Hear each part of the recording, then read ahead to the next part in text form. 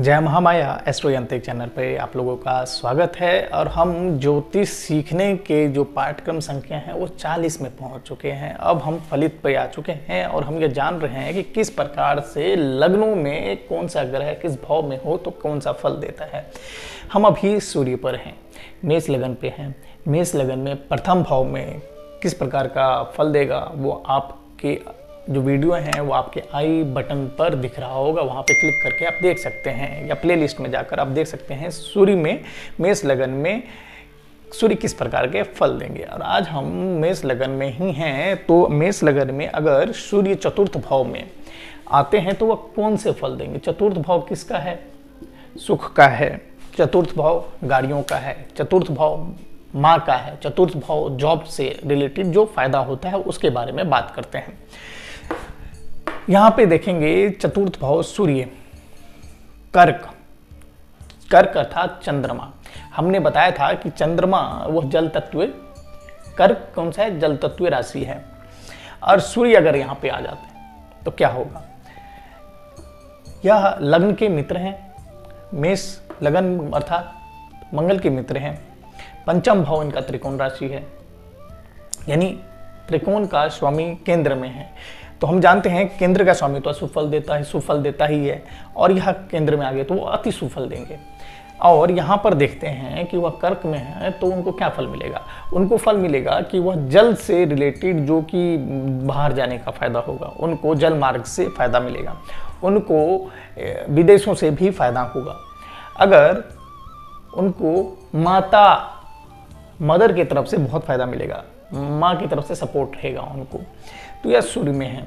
राजा आम बात है कि उनको राज दरबार में या राजा से या एजुकेशन में भी इनको वजीफा मिल सकता है, इनको स्कॉलरशिप आराम से मिल सकता है। थोड़ा सा इनको पुश करने की देरी है, इनको मोटिवेट करने की देरी है, इनको वजीफा आराम से मिल सकता है। यह सूर्य लगन, सूर्य कर्क राशि में चतुर्थ भाव में हो, यानी मेष लगन में चतुर्थ राशि में हो तो यह फल देता है। अगर यहाँ पर हम देखते हैं सूर्य के साथ अन्य ग्रहों की युति क्या फल देता है। अगर यहाँ पर चंद्रमा आ जाए तो क्या फल मिलेगा? चंद्रमा माँ का कारक है। चंद्रमा,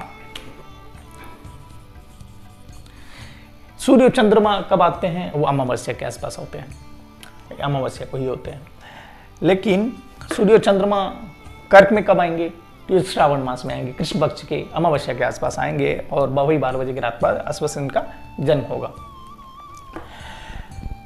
तो यहाँ पे क्या मिलेगा? देखिए चंद्रमा यह इसके यह अपनी राशि में आ जाते हैं, सूर्य मित्र राशि में आ जाते हैं, तो इनको माता की तरफ से फायदा मिलेगा, इनको विदेश से भी फायदा मिलेगा, इनको एजुकेशन में फायदा, यहाँ पर भी सब कुछ वही देगा। इनको जो पैतृक संपत्ति है माता की तरफ से वह भी इनको मिलेगा। सूर्य और चंद्रमा यहाँ पर अच्छा फल देता है। उसके बाद यहाँ पर मंगल आ जाते हैं। अगर मंगल आ गया तो देखेंगे, मंगल यहाँ पे देखेंगे कैसे होगा। मंगल तृतीय हाउस का मंगल प्रथम हाउस का और अष्टम हाउस का स्वामी है, और यहाँ पे चतुर्थ भाव में बैठ गए हैं। तो सूर्य और दोनों अग्नि तत्व प्रधान राशि हो गए, ग्रह हो गए, माफ कीजिएगा, दोनों अग्नि तत्व ग्रह हो गए। और तो यहाँ पे चतुर्थ भाव जो माता का है, तो माता को यहाँ पर कष्ट मिलने की संभावना है, तो मदर की तरफ से उनकी हेल्थ अच्छा नहीं रहेगा। अगर मंगल और सूर्य एक साथ हैं तो हो सकता है कि कभी कभी बहुत सारी जगह ऐसा भी देखा गया है कि जातक माँ से अलग रह रहे हों, बचपन में ही या मंगल की दशा में वो माँ से अलग हो जाते हैं, बोर्डिंग स्कूल में चले जाते हैं, बाहर चले जाते हैं, एजुकेशन के लिए बाहर चले जाते हैं, या हेल्थ इशू मदर को रहता ही है।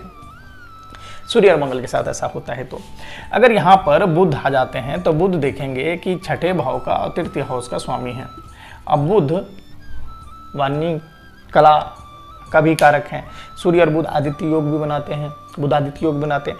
तो यहाँ पर यह अपने तकनीकी से, अपने माइंड से एजुकेशन में काफ़ी ज़्यादा आगे बढ़ते हैं। तो यह सूर्य और बुध की युति यहाँ पर बहुत ही अच्छा कहा गया है। अब यहाँ पे बुध के बाद गुरु, जिस गुरु को क्या कहा गया है? गुरु मतलब गुरु जो कि ज्ञान दे, जो कि नवम भाव के और द्वादश भाव में, द्वादश भाव धर्म, नवम भाव भाग्य, सूर्य और गुरु किस प्रकार का फल देंगे? सूर्य और गुरु बहुत ही अच्छा फल देंगे। अगर इसके साथ चंद्रमा भी आ जाते हैं, सूर्य गुरु चंद्रमा भी आ जाते हैं, तो बंदा आप मान के चलिए कि वो लाल बत्ती इनसे कोई नहीं छीन सकता है। या आईएएस लेवल के बंदे होंगे, नहीं होंगे तो ये नेता किसी भी राज्य में राजमंत्री होंगे। सूर्य गुरु और चंद्रमा अगर मेष लगन में चतुर्थ भाव में आ गए तो।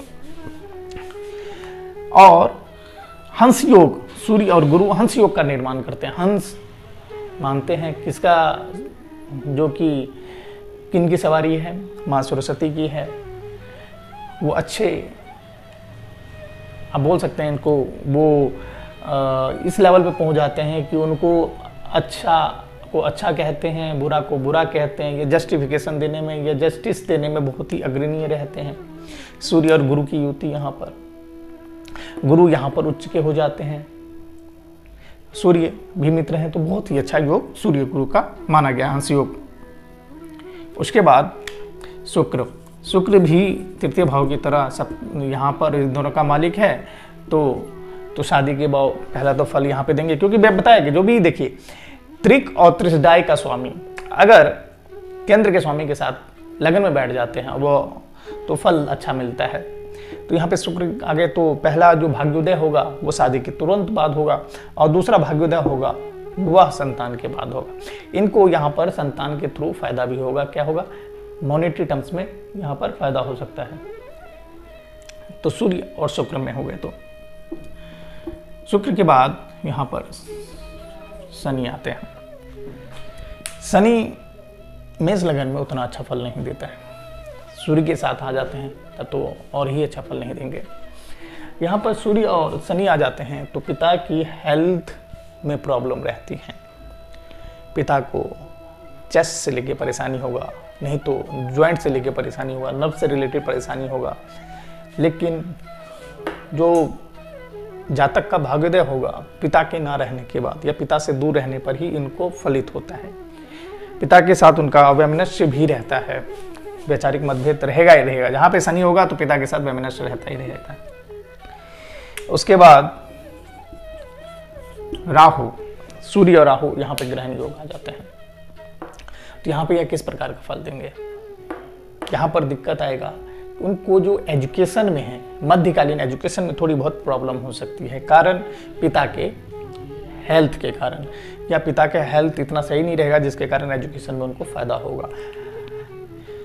तो सूर्य राहु यहाँ पर उतना सही नहीं कहा गया है पिता से और एजुकेशन से लेके। यहाँ पर अगर केतु आता है तो केतु देखते हैं, केतु क्या करता है। सूर्य और केतु भी यहाँ पर अच्छा फल नहीं देगा, क्योंकि केतु भी चंद्रमा के जो राशि है उसके साथ आ जाते हैं, ये राहु भी आते हैं, तो ये दोनों अच्छा फल नहीं देते। केतु यहाँ पर क्या करेगा, यहाँ पे मिसकैरेज करवाता है, क्या संतान की बाहुल्यता कम देता है, मतलब संतान की संख्या कम हो जाती है। अगर होती भी है तो मोस्ट प्रोबेबली जो की संख्या होगी, जो संतान क्या होगा, जिसमें से स्त्री की संख्या, मतलब कि आपकी लड़की होने की संभावनाएं ज़्यादा रहती हैं या लड़की जीवित रहने की संभावनाएं ज़्यादा रहती है अगर सूर्य और केतु रहता है तो यह मेष लगन में सूर्य चतुर्थ भाव में फल दे रहा है। तो अशुभ फल के लिए क्या किया जाना चाहिए।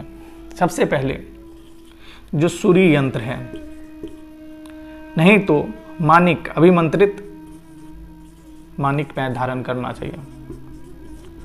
दूसरा, अंधों,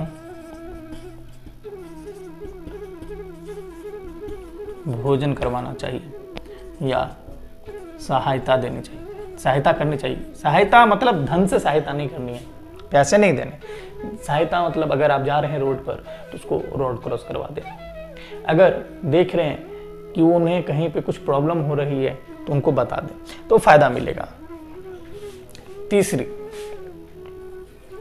आप सोने का ज्वेलरीज, चाहे हार, नहीं तो कंगन, नहीं तो अंगूठी पहन सकते हैं, सोने का पहने।